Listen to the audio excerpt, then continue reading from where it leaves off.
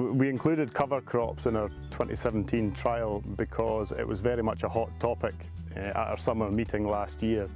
Quite a few people had asked if we were doing anything with cover crops and thought it should be included for these trials. The idea of trying the cover crops was probably more for soil conditioning.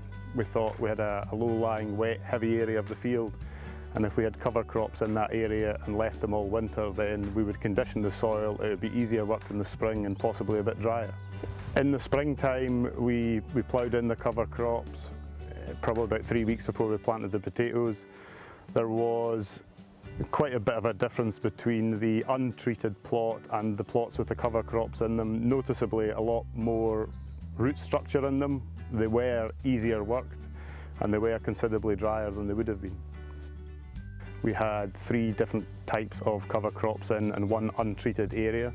They were all ploughed 3 weeks before we planted the potatoes, and they were considerably drier than they would have been. There was a lot more root structure where the cover crops were compared to the stubble part, and we probably used a lot less tillage to try and break these clods down.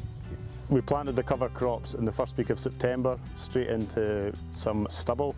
They grew all winter time. We had a vitality mix, we had a winter oats, and we had a structure mix, and then alongside those 3 we had a bare stubble area which we then ploughed. The vitality mix was a mixture of radish, vetch and a wee bit of winter oats. Top tip for establishing a cover crop would probably be to get the cover crop in as early as you can in the autumn time. Our cover crops, they probably grew about 12 inches tall, but ideally if we could have got them in earlier, they could have been 18 inches, 2 foot tall.